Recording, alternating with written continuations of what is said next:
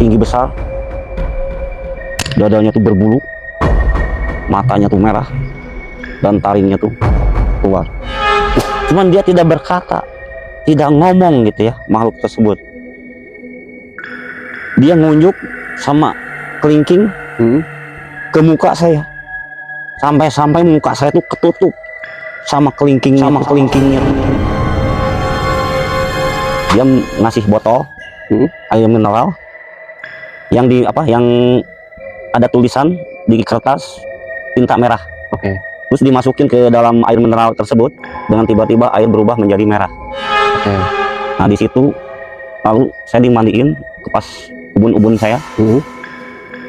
Dengan tiba-tiba badan saya tuh kayak ser-ser gitu ya, kayak ada yang masuk gitu.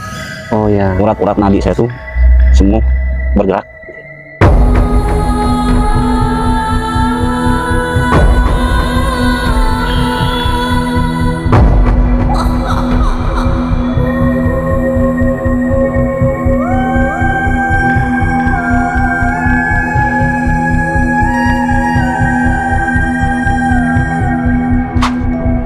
Alam gaib.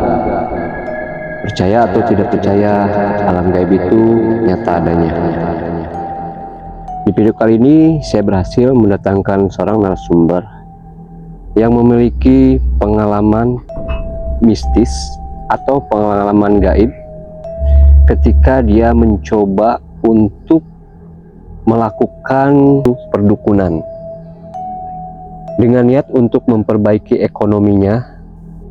Terpaksa perdukunan ini dia lakukan. Bagaimana kisah selengkapnya? Kita langsung datangkan aja narasumber kita dalam Tungku Misteri.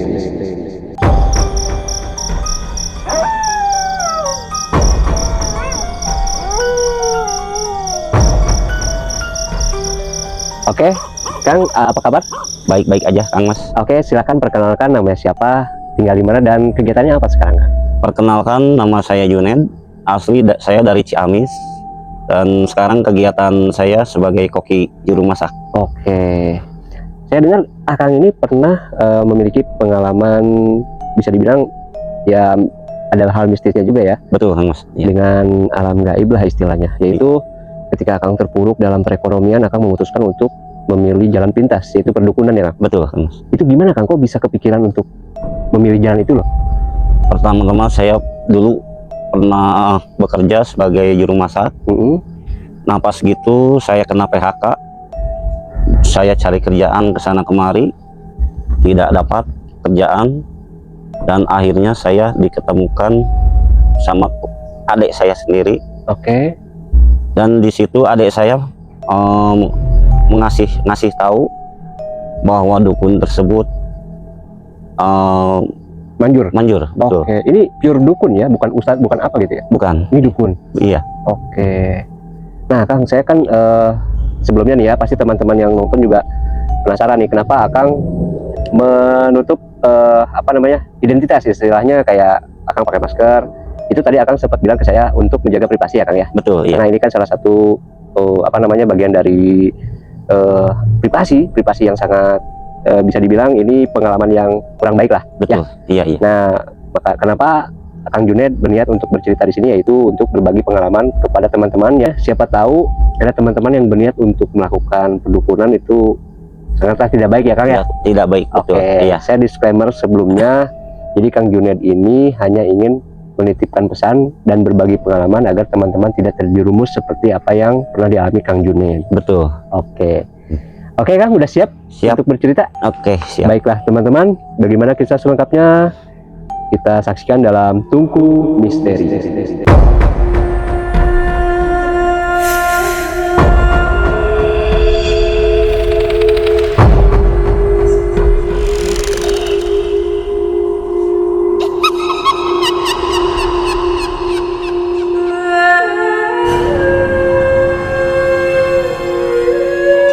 Baik teman-teman, yang bila mana ada yang minat untuk berdukun, itu tidak dianjurkan karena banyak contohnya seperti diri saya pribadi sendiri, itu sangat menyesatkan dan menyesal ya, sekali. Iya.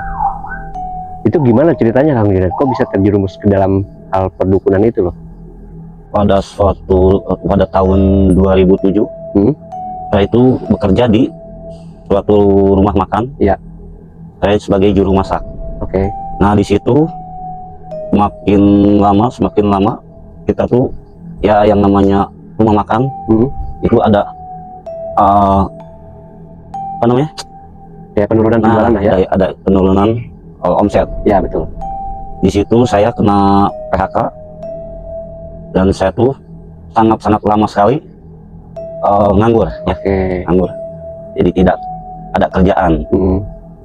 Nah, saya sempat berpikir itu gimana untuk mencukupi keluarga, anak dan istri saya, Kebutuhan keluarga ya. kebutuhan keluarga. Sedangkan cari kerjaan kesana kemari itu susah. Iya. Nah, di situ saya ketemu adik kandung saya sendiri. Nah, beliau itu ngasih tahu untuk berdukun ke seseorang. Oh, dia langsung nawarin gitu Kang? Nah, gitu, iya ceritanya. Oke. Terus gini loh, saya mau tanya dulu ya, maaf saya potong. Iya. Kenapa tiba-tiba adik Kang Junaid ini mengajak Kang Junaid untuk berdukun nih? Apa karena dia udah pernah ngelihat temannya atau siapa yang udah berhasil gitu bagaimana? Iya, dia sering ngantar teman-temannya. Oh, dan berhasil? Berhasil, iya. Dan di situ Kang Junaid tertarik nih? Nah, di situ saya tertarik banget sekali. Oke, karena udah kepepet ya? Iya, karena pikiran saya tuh udah gimana ya? Udah kalang kabut gitu. Oke, Iya. udah buntu lah ya? Udah buntu, iya. Oke. Dan akhirnya Kang Junaid memutuskan untuk memilih jalan itu. Betul, iya. Oke, lanjutkan. Nah, di situ adik saya tuh dia menawarkan untuk datang ke seorang dukun. Nah, di situ saya ngikutin adik saya sendiri gitu ya. Oke. Ngikutin. Pas gitu, si dukun tersebut dia mengatakan, saya siap untuk membantu Anda. Oke. Oh, ini langsung ketemu nih ya? Iya, ya? betul. Tapi dengan syarat, pas pertama saya datang ke pondok itu, dia mengatakan kamu tuh harus dimandikan. Dimandikan? Iya. Malam jam 12 malam. Pas hari itu juga? Enggak, beda hari. Oke. Untuk awal pertama kita ketemu, kenalan dulu. Nah, hari keduanya beliau tuh mengutuskan saya untuk membawa bunga kelapa. Oh, ada persyaratan ya Kang ya? Iya. Oke, persyaratannya apa aja tuh Kang? Itu bunga kelapa. Cuman bunga kelapa doang? Iya. Oke, jadi Kang Junaid ini sempat datang ke rumah si dukun itu. Iya. Terus dikasih syarat, terus Kang Junaid balik lagi. Iya. Dan besoknya ke situ lagi. Betul. Oke. Iya. Lanjut Kang. Nah, di situ saya sempat berpikir, saya gimana untuk memanjat pohon kelapa, sedangkan saya takut ketinggian. Oke. Nah, di situ kayak ada yang mendorong gitu ya, badan saya. Jadi pas saya lihat ke atas pohon kelapa, itu pas ada bunganya yang baru keluar gitu. Oke. Nah, saya sempat berpikir, ini rezeki saya. Ya. Kok dengan tiba-tiba si mbah tersebut dia meminta bunga kelapa. Tapi dengan tiba-tibanya saya menemukan satu pohon bunga kelapa dengan mudah. Iya. Oke. Di situ saya sempat berpikir gimana cara manjatnya. Iya. Sedangkan saya sendiri itu takut ketinggian. Oke. Nah, di situ dengan tiba-tiba badan saya tuh kayak melayang. Kayak melayang? Iya. Kayak ada yang ngangkat gitu. Kayak enteng gitu ya? Kayak enteng. Di situ saya sempat berpikir, siapa nih yang ngebantu badan saya ini untuk memanjat pohon kelapa gitu. Oke. Nah, di situ dia kan si mbah itu minta dua helai ya, dua helai kembang kelapa. Saya sempat berpikir di atas pohon kelapa tuh, kok orang lain mandi dengan 7 macam bunga, tapi saya dimandiin dengan bunga kelapa gitu. Oke.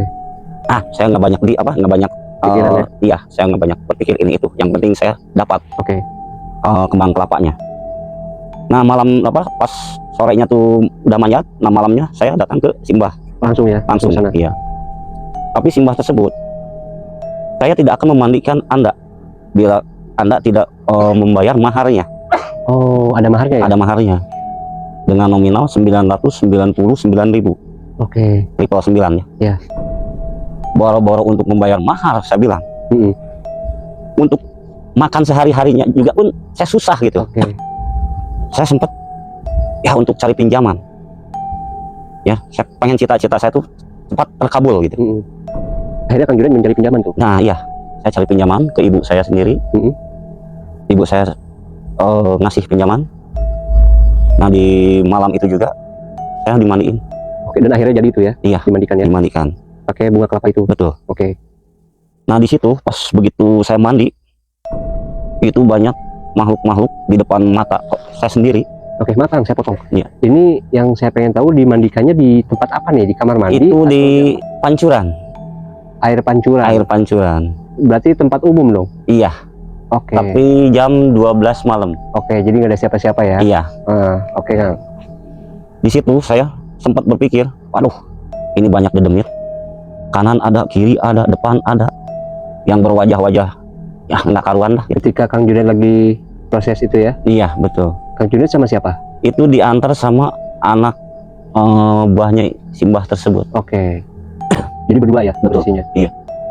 Nah di situ saya jam 12 malam itu, tepat ya jam 12 malam, saya mandi satu pancuran. Oke. Nah di situ Pakai baju apa telanjang bulat? telanjang bulat. Oh, telanjang bulat kan? Iya. Ya. Biasanya kalau orang mandi jam 12 malam itu sangat menggigil, kedinginan. Tapi yang saya bingung, kok badan saya tuh anget, Oke. kayak ada yang memeluk gitu. Nah sehabis saya dimandiin, terus anak buahnya Simbah tersebut dia ngasih botol air mineral yang ada tulisan di kertas tinta merah. Oke. Terus dimasukin ke dalam air mineral tersebut, dengan tiba-tiba air berubah menjadi merah. Oke. Nah di situ lalu saya dimandiin ke pas ubun-ubun saya, dengan tiba-tiba badan saya tuh kayak ser-ser gitu ya, kayak ada yang masuk gitu. Oh ya. Urat-urat nadi saya tuh semua bergerak. Rasa ada yang aneh lah ya gitu. Ya berasa ada yang aneh. Nah di situ pas gitu saya kembali ke pondok Simbah tersebut. Kamu tahap hari ini lulus, dan tahap selanjutnya kamu itu harus beli madat apelgin gitu ya. Oh, masih ada tuh ya Masih ada persyaratannya ya? persyaratannya. Oke. Kamu harus menyiapkan mahar dengan nominal 666.000 rupiah. Jadi Kalau 6 ya. Jadi Kang Junet harus mencari uang lagi tuh. Nah di situ saya sempat kebingungan juga ya. Ya. Sedangkan saya mau cari uang dan ternyata saya harus mengeluarkan uang. Oke. Saya bingung ya, sampai kebingungan juga untuk mencari nominal tersebut. Dan akhirnya dapat pinjaman lagi. Dapat pinjaman lagi Kang? Iya dapat pinjaman. Itu hari jeda waktunya berturut-turut apa gimana Kang? 2 hari kemudian. Oh, 2 hari kemudian. Iya. Berarti Kang Junet ada waktu untuk mencari pinjaman ya? Betul. Oke. Nah di situ saya udah kasih maharnya, dan di situ dia betul itu diliatin ya, apa yang namanya disebut itu apelgin. Oke. Ini katanya Kang Mas, saya udah beli apa yang dianjurkan sama saya nih barangnya, dan kamu itu besok harus membuat sabuk. Sabuk betul. Sabuk ikat pinggang. Ikat pinggang. Oke. Iya. Ikat pinggang tuh dengan mahar 1.110.000. 1 juta Iya. lebih. Jadi Kang Junet disuruh beli lagi apa gimana? Iya. Harus menyiapkan mahar lagi. Si ikat pinggangnya itu udah ada di situ? Enggak, itu inden dulu. Oh, pesan. Kalau disebut zaman sekarang inden. Oke, jadi Kang Junet harus mengadakan uang lagi demi Betul. membeli persyaratan itu ya. Nah, itu iya. ikat pinggang. Iya. Dan ikat pinggangnya ada di si dukun tersebut. Betul. Oke. Nah, 5 hari kemudian ya dapat pinjaman lagi. Ya. Dapat pinjaman lagi. Nah, di situ ikat pinggangnya tuh betul dikasih sama saya. Itu ikat pinggang seperti apa Kang? Kok harganya lumayan mahal ya? Itu nggak tahu ya isinya itu ada kayak buntelan-buntelan gitu ya. Kayak gimana ya gitu ya. Ini kalau Anda kemana-mana harus memakai ikat pinggang ini. Oke. Tapi bentuknya sama kayak ikat pinggang yang biasa gitu ya? Beda. Oh, beda? Beda. Itu dari bahan kain kapa gitu ya. Oke. Iya. Kain kapan ya. Terus? Nah di situ saya bilang, oh iya Mbah, nuhun, saya bilang gitu. Oke. Nah di situ saya tuh dikasih pusaka. Yang disebut pusaka ya.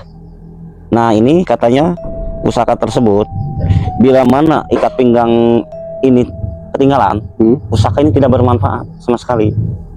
Pusakanya berbentuk apa, Kang? Itu keris ya. Oke. Itu keris.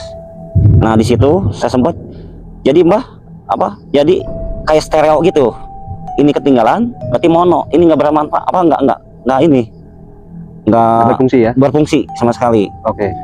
Bila mana ikat pinggang saya dipakai, pusaka tuh ketinggalan, sama sekali tidak berfungsi juga. Makanya bila mana ikat pinggang dipakai, pusaka tuh harus dibawa gitu. Oh. Nah di situ saya sempat berpikir benar apa enggak, Ragu ya, ada Ragu. keraguan ya. dengan ya antara percaya dan tidak percaya ya. Oke. Soalnya pertama kali berdukun kayak begini gitu. Pas gitu Simbah bilang kamu harus ke arah timur, di situ sudah ada orang yang menunggu kamu. Saya bilang ke arah timur, boro-boro saya tahu seseorang gitu, kenal juga kagak gitu ya, enggak gitu. Pasti tiba-tiba ngunjukin harus ke arah timur, dan ada seseorang yang sudah menunggu. Emang orang itu udah tahu saya apa enggak gitu ya. Saya sempat kepikiran gitu ragu-ragu ya untuk menemui orang tersebut. Dan saya tuh ya yang namanya suruh Simbah kayak gitu saya turutin. Nah di situ kok tiba-tiba orang baru kenal gitu ya, baru kenal dia menyapa, Anda Junaid? Betul, saya Junaid. Anda ditunggu sama saya. Oke. Alhamdulillah saya bilang gitu. Kok bener petunjuk Simbah itu. Nah di situ saya tuh ngobrol sama orang tersebut ya. Sama orang tersebut. Padahal saya tuh baru pertama kali kenal sama orang itu. Ya. Tapi dia kayak yang akrab gitu sama saya, kayak yang udah lama lah gitu kenalnya. Padahal saya bertatap muka aja baru pertama kali gitu sama dia. Iya. Dan dia menawarkan bisnis sama saya, bisnis di bidang ya jual beli. Oke. Jual beli. Sedangkan saya tuh terus terang saya basic saya tuh masak. Padahal untuk jual beli itu saya belum punya pengalaman sama sekali. Nah di situ saya kembali lagi ke Simbah. Oh balik lagi? Balik lagi. Jadi belum ada keputusan tuh? Belum. Saya minta keputusan 1 hari. Oke, minta waktu ya? Minta waktu 1 hari, iya. Di situ saya dibentak sama Simbah. Kamu pasti bisa. Nah, hari kemudiannya tuh saya ditelepon lagi. Dan akhirnya apa yang dikatakan Simbah tuh benar. Kenyataan gitu. Dan bicara saya tuh kayak ada yang mengendalikan. Padahal bukan saya pribadi. Oke. Untuk bicaranya tuh. Padahal Kang Junaid belum paham tuh ya? Belum paham sama sekali. Oke. Nah di situ saya dibekali pedas biji ya. Pedas biji. Oke. 2 butir. Sama si dukun itu? Betul. Nah di situ saya kata Simbah tuh itu harus disimpan di bawah lidah. Disimpan di bawah lidah? Iya, sebelum kita mengobrolkan dengan bisnis tersebut. Oke, sebelum ngebahas bisnis. Iya betul, sebelum ngebahas. Dan di situ kita lama lah ngobrol. Dan akhirnya dia ngomongin masalah uang. Oke. Nah, saya sempat kepikiran kalau kita ngobrolin masalah nominal uang, si pedas biji itu gigit.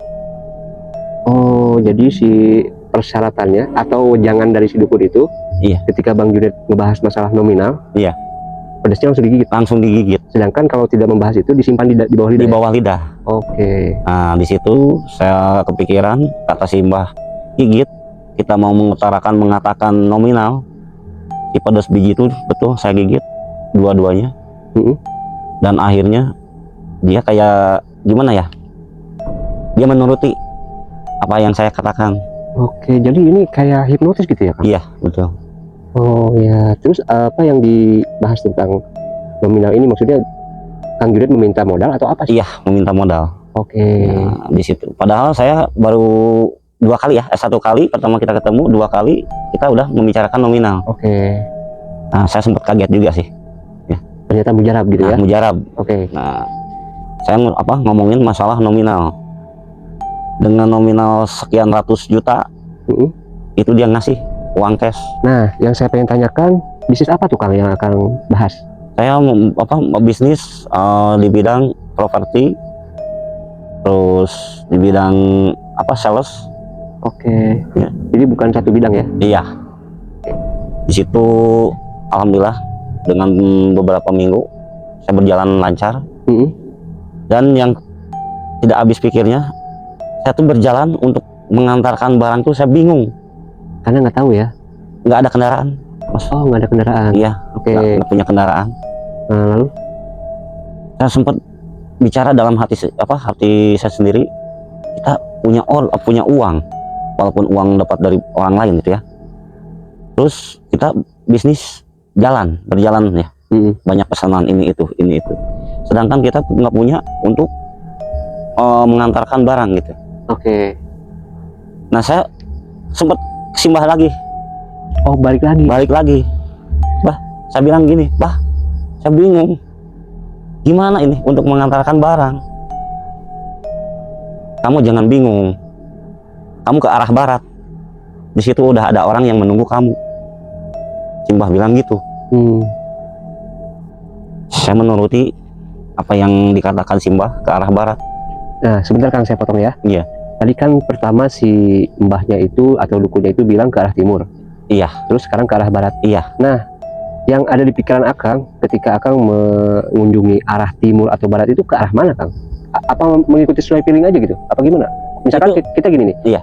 Kita mau ke arah timur itu pasti ada yang dituju daerah kota mana gitu ya? Iya. Nah, itu gimana tuh? Saya belum paham. Tapi ini badan kita tuh ada yang gerak. Oke.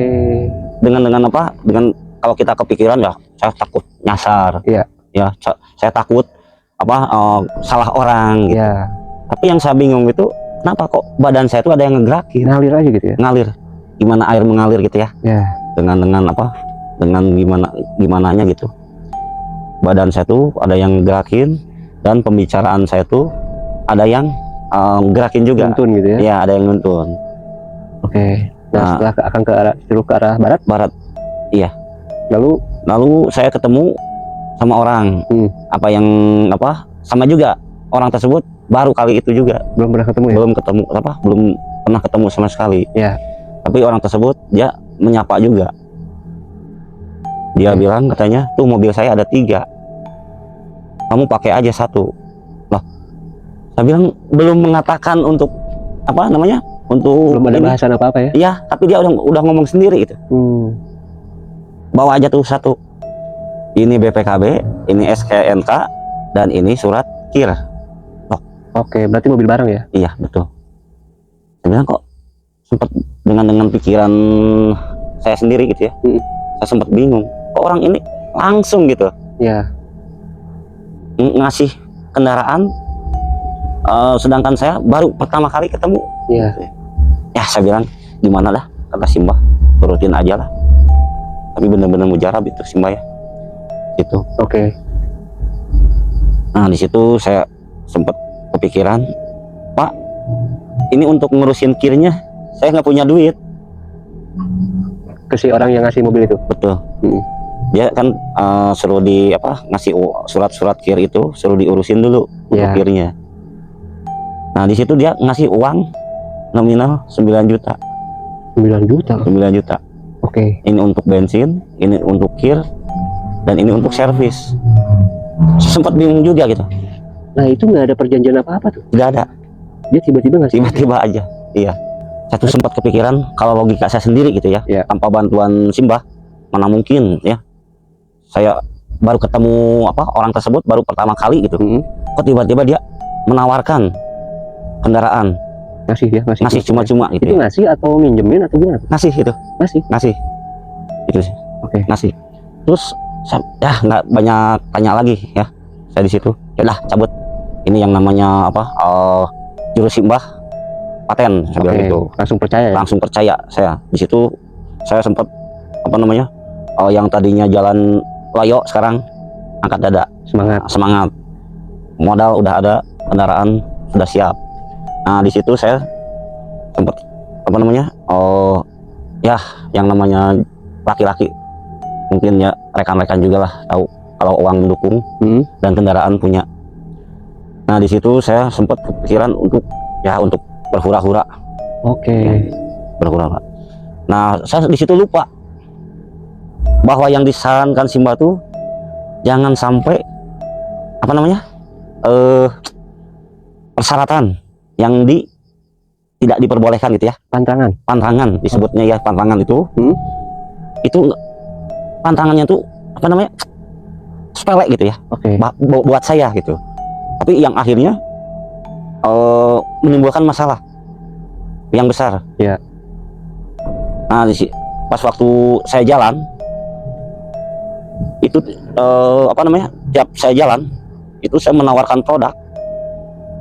Saya masuk kesana kemari. Lancar gitu ya? Lancar, alhamdulillah. Oke. Nah, lancar.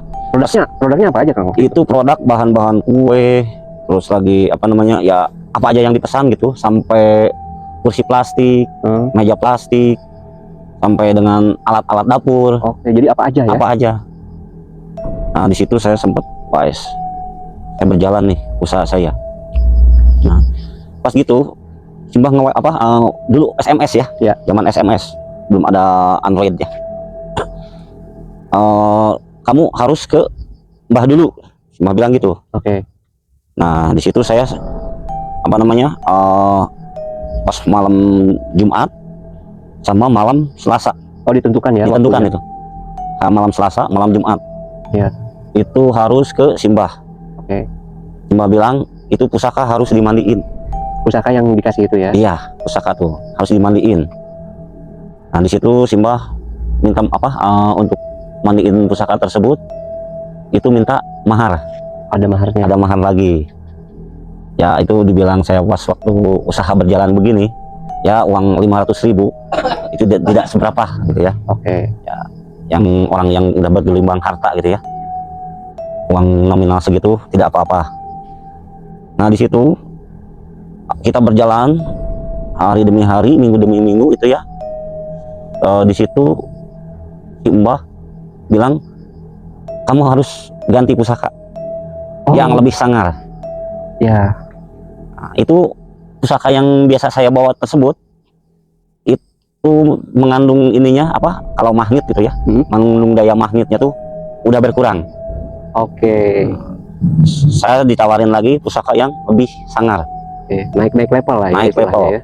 Apa yang saya ucapkan ini pasti si konsumen langsung nyantel, tertarik. Nah, di situ saya ya kembali lagi ke Simbah. Biasa kalau Simbah bilang harus ada maharnya. Ya. Saya bilang oke Bah, siap untuk maharnya. Terus emang benar-benar itu yang namanya pusaka punya kelas gitu. Itu satu ucapan yang kita ucapkan langsung manjur. Apa yang saya tawarkan itu langsung dia pesan. Oke. Nah, di situ saya kebanjiran pesanan sampai saya kewalahan gitu ya untuk untuk menyiapkan pesanan konsumen. Nah, di situ. Oke Kang, maaf saya potong nih Kang. Ada yang saya pengen tanyakan. Ini kan posisi Akang berarti udah di atasnya ya, udah tercapai ya? Udah tercapai yang Kang Junet inginkan. Iya, betul. Nah, tadi kan dari awal Kang Junet sebelum melakukan ritual itu Kang Junet sempat pinjam ke orang tua. Iya. Itu udah beres tuh? Udah selesai semua. Udah selesai. Pokoknya Kang Junet sekarang udah banyak uang lah ya. Udah banyak uang, betul. Oke, dan keluarga juga udah ekonominya membaik lah ya. Iya, udah tercukupi. Oke, lanjut Kang. Nah, di situ kebanjiran pesanan sampai apa yang produk saya tawarkan itu banyak yang pesan. Alhamdulillah, saya bilang saya benar-benar usaha saya tuh berjalan. Ya. Nah, di situ ya saya mungkin lupa gitu ya untuk pantangan tersebut. Ada pantangannya ya? Iya. Oh iya. pantangannya. Itu saya belum tahu tuh. Pantangannya tadi belum disebutkan ya Kang. Itu apa aja tuh Kang pantangan? Itu makan tape ya. Makan tape? Iya. Tape doang? Tape doang. Ada yang Iya. lain? Tidak ada. Oke.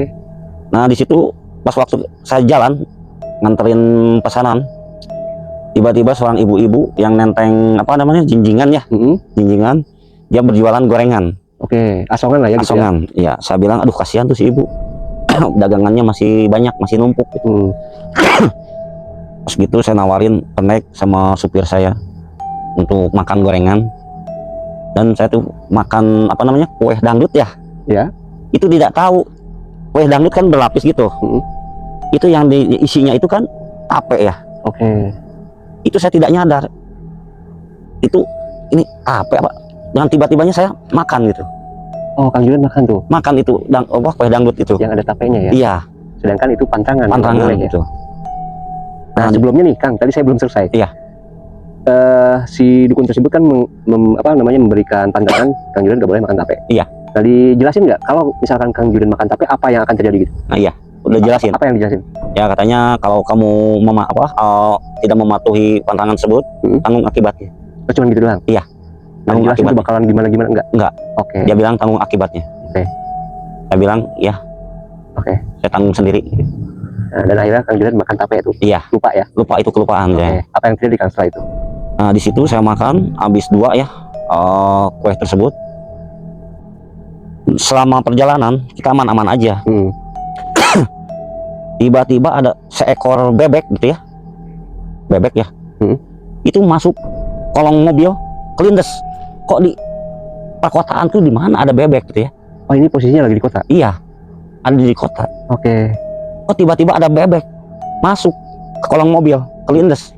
Ya. Nah di situ saya bilang, wah ini bebek siapa nih?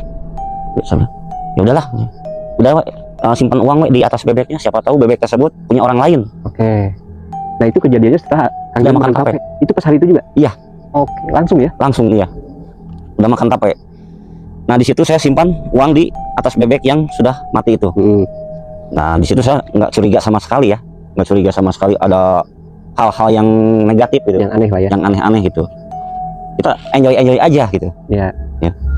Dan hari kemudian itu semakin berkurang pesanan. Oke, orderannya Semakin berkurang. omset menurun. Oke. Nah di situ saya bilang, aduh kenapa nih? Kenapa ya orderan semakin kesini semakin menurun? Ya. Saya bilang ke anak-anak yang kerja, saya bilang gitu. Anak-anak kerja ya bilang tidak tahu bos, mungkin ya lagi sepi, dia bilang gitu. Ya. Padahal saya sempat kepikiran, aduh ada apa nih? Ini tanda-tanda katanya. Saya punya firasat gitu. Punya tanda-tanda nih, saya bilang. Ya udahlah, jalanin aja. Tapi pas lama kelamaan, uang barang semakin menipis gitu. Semakin menipis. Kok uangnya tidak ada? Tidak ada sama sekali. Barang masih ada tapi habis. Nah di situ tanda-tanda udah mencurigakan benar-benar. Nah di situ saya kembali lagi simbah. Iya. Saya tuh kembali ke simbah. Saya berinteraksi lagi sama simbah. Oke. Nah, Bah, kejadian apa yang menimpa saya? Kok sekarang pesanan barang sudah menipis? Oke. Dan uang pun juga sudah menipis gitu. Simbah cuman angguk-angguk. Simbah bilang, apa yang dibicarakan sama saya tuh, apa pantangannya tuh, jangan kamu langgar.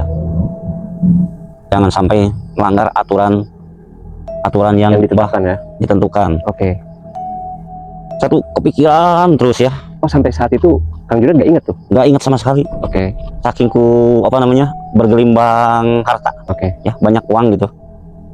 Nah di situ terus saya sampai ke geleng-geleng kepala. Simbah bilang cuman senyum tipis Simbah ya. Terus saya bilang mana ya? Simbah bilang tanggung resikonya. Tanggung resikonya. Dan di situ saya sempat kepikiran sampai malam. Saya sampai sempat nggak tidur. Belum ingat juga tuh. Saya keinget kemana duitnya gitu. Ya, tapi Kang Julian nggak ingat tuh apa yang dilakukan gitu ya? Apa pantangan apa yang dilakukan gitu nggak? Nah iya itu makan kue dangdut itu. Oh udah ingat. Udah inget. Oke. Baru ngeh itu. itu yang di tengahnya ada tapeknya itu ya. Nah di situ saya sempat kepikiran nyampe malam, terus sampai ke apa namanya, sampai larut malam, dan tiba-tiba keluar itu yang namanya makhluk ya, tinggi besar, dadanya tuh berbulu, matanya tuh merah, dan taringnya tuh keluar. Itu posisi Kang Juda di mana? Lagi di luar rumah. Di luar rumah? Iya, lagi di luar rumah. Oke. Saya sempat merenung ya, keluar masuk rumah sampai larut malam gitu, kepikiran kemana uang saya dan kemana barang-barang saya gitu. Oke. Dan akhirnya saya didatangi ya sosok makhluk tersebut. Cuman dia tidak berkata, tidak ngomong gitu ya, makhluk tersebut. Dia nunjuk sama kelingking ke muka saya, sampai muka saya tuh ketutup sama kelingkingnya tuh, makhluk tersebut. Oke, saking besar. Saking tinggi besarnya tuh. Itu nggak ada yang lihat di orang sekitar? Tidak ada sama sekali. Cuman saya sendiri yang bisa lihat. Iya. Ya. Cuman apa yang namanya? Saya istighfar terus, Allahu Akbar, Allahu Akbar. Itu saya banting sama kelingkingnya tuh, bertubi-tubi beberapa kali bantingan, sampai apa namanya, ini pundak saya copot, tulang iga saya tuh nyengsol. Dibanting gitu? Enggak, sama kelingkingnya. Oke. Sampai itu Kang Juda dalam keadaan sadar? Cuman saya Allahu Akbar, Allahu Akbar. Iya. Nyebutin nama Allah gitu. Terus pergelangan kaki saya cepot. Nah di situ saya benar-benar menyesali. Di rumah ada siapa tuh? Di rumah anak istri ada. Tahu? Justru yang namanya makhluk begitu, dia bisa menutupi telinga semua yang ada di situ. Oh, jadi mereka yang ada di rumah tidur lelap? Posisinya lagi tidur? Iya, tidur lelap. Berarti nggak ada saksi?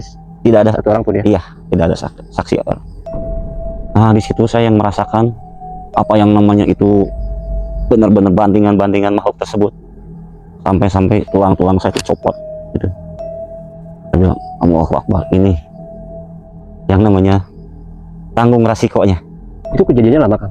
Itu saya kira-kira berapa jam gitu yang Akang tahu, yang Akang ingat? Itu kira-kira setengah jam lah. Oh sebentar ya? Bentar. Cuman setengah jam juga, aduh ya, udah KO sih. Jangankan itu ya, saya melihatnya pun, matanya pun, waduh, saya sampai melihat ke atas. Itu makhluk menyeramkan sekali, sampai dipuntang banting sih.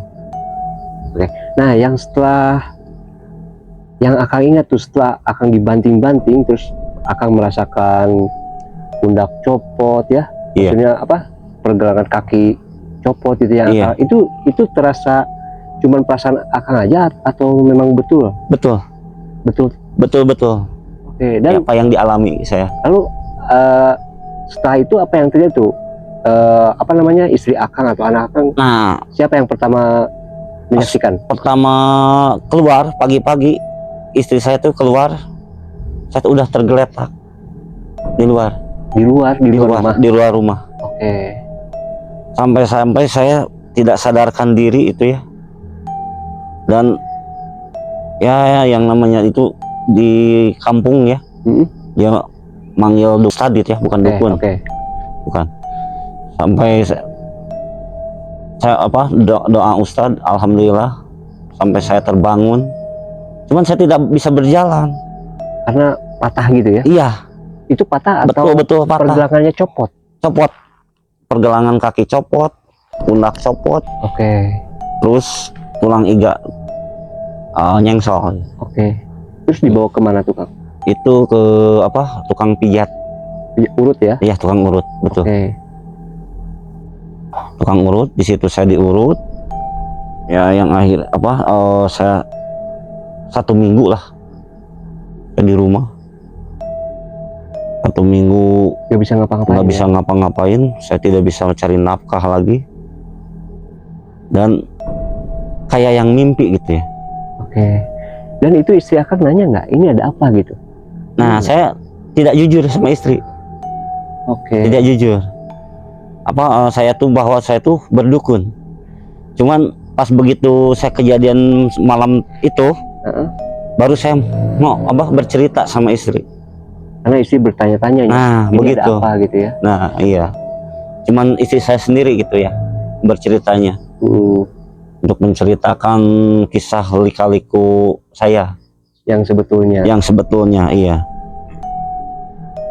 Oke, dari perawatan itu sampai Akang sembuh berapa lama itu? Itu kurang lebih seminggu. Seminggu sampai normal. Sampai pergelangan tangan, pergelangan kaki, pundak sampai tulang iga itu 1 minggu. Itu udah normal lagi, udah biasa lagi. Iya, Udah bisa normal lagi. aktivitas gitu ya. Iya.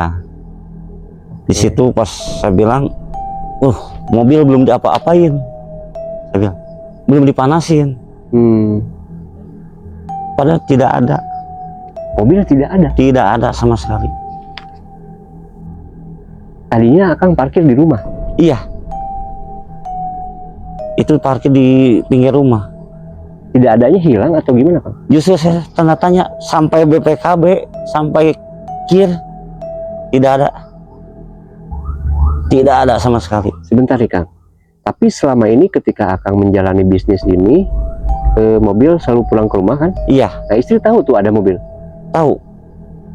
Ini dapat pinjaman dari taunya teman. dari pinjam. Iya. Nah, setelah Akang sadar, kembali pulih, mobil itu tidak ada, terus istri nanya nggak? Nanya. Udah dikembaliin lagi mobilnya ke yang punyanya. Oke. Saya tidak bercerita bahwa ini mobil dapat ngasih teman Oke. gitu. Jadi tiba-tiba mobil nggak ada. Hilang ya. Lenyap begitu aja. Oke, Kang. Sebentar nih ya. Kita kembali ke obrolan Akang yang pertengahan ya. Iya. Saya tadi pengen tanya, dari Akang mulai bangkit atau mulai tercapai apa yang Akang inginkan itu jaraknya berapa lama tuh kira-kira? Itu Akang banyak uang itu berapa lama sih? 1 bulan. 1 bulan? 1 bulan. Cuman 1 bulan? 1 bulan. Oke. Justru saya tuh membangkangnya tuh, apa yang si Mbah bilang harus datang ke rumah, saya tidak menggubris sama sekali. Oh. Tidak menggubrisnya sama sekali gitu. Si Mbah bilang kamu ke rumah. Itu pusaka harus dicuci, harus dimandiin. Cuman saya tidak menggubriskan. Oke, karena udah banyak uang. Betul. Ya, Iya. udah tercapai keinginannya. Betul. Ya? Oke, cuman 1 bulan ya. 1 bulan. Oke. Betul tuh dunia mimpi ya. Nah, kita lanjut ke cerita yang akhir tadi. Setelah Akang sadar dan Akang kembali pulih, apa yang Akang ingat? Yang saya ingat tuh ya ini aja, rasa sakit, dan saya lihat kemana mobil. Ya. Nah di situ saya sempat, waduh, pikiran saya tuh kosong. Ya. Kosong sama sekali, hampa, tidak ingat sama sekali apa yang kejadian yang udah saya jalanin itu. Ya. Kayak gimana ya, kayak dari nol lagi. Oke. Tidak kayak yang kita tidak ngalamin apa yang saya alamin gitu. Jadi percaya nggak percaya ya? Percaya dan tidak percaya. Nah di situ saya sempat kosong ya, pikiran kosong dikarenakan banyak pikiran. Bisa dibilang stres lah ya. Stres ya. Saya di situ sempat 3 bulan ya, saya stres kepala, sampai saya mengurungkan diri di dalam kamar, Nggak berani keluar. nggak berani keluar. Allahu Akbar. Di situ saya memanggil asma Allah, ya Allah, ampunilah dosa-dosa hamba-Mu ini ya Allah. Dari situ Akang langsung bertobat gitu ya? Iya. Dan menyesal apa yang telah Menyesal dilakukan. apa yang saya perbuat. Oke. Baik teman-teman, ini adalah kisah nyata yang dialami oleh Kang Junet ya. Baik Kang Junet, dari pengalaman Kang Junet ini, apa yang bisa Kang Junet sampaikan nih untuk teman-teman nih? Siapa tahu ada yang berniat untuk mengambil jalan pintas gitu Kang Junet. Silahkan sampaikan pesan-pesan dari Kang Junet nih buat teman-teman. Jangan sampai apa yang telah saya rasakan sampai ambil jalan pintas. Dunia perdukunan itu antara percaya dan tidak percaya. Hanya Allah lah tempat kita berlindung. Hanya Allah lah tempat kita untuk minta rezeki, bukan karena dukun. Oke. Kita punya apa, kasih rezeki. Ingat teman-teman, Oke, jangan sampai. Jadi rangkuman dari kisah Kang Junet ini, ya intinya kita dengan cara berdukun itu percuma ya, Percuma, cuma sia-sia aja. sia-sia aja. Bahkan itu menyesatkan ya. Kang? Menyesatkan, betul. Kita kayak tidak, cuman sekejap kayaknya. Ya, Iya. seolah-olah mimpi malah tambah masalah ya Kang. Iya, makin tambah masalah. Oke. Baik teman-teman, kisah Kang Junet ini sungguh saya sangat terharu sih sebetulnya. Tapi juga kita bisa ambil pengalaman dari Kang Junet bahwa perdukunan itu sangatlah tidak baik ya. Terima kasih saya ucapkan buat Kang Junet yang sudah menyempatkan hadir Sama-sama. dan berbagi kisahnya di Tungku Misteri. Oke teman-teman, mungkin sampai di sini aja kisah dari Bang Junet ini. Saya hanya mau mengingatkan buat teman-teman, jika teman-teman suka dengan konten-konten seperti ini, silahkan bantu channel kita agar terus berkembang dengan cara menekan tombol subscribe dan like, dan juga share sebanyak-banyaknya. Juga buat teman-teman yang ingin berbagi kisah seperti Kang Junet di dalam Tungku Misteri, silahkan hubungi nomor yang tertera di deskripsi. Oke Kang Junet, sekali lagi saya ucapkan terima kasih ya Kang ya. Sama-sama. Oke, assalamualaikum warahmatullahi wabarakatuh.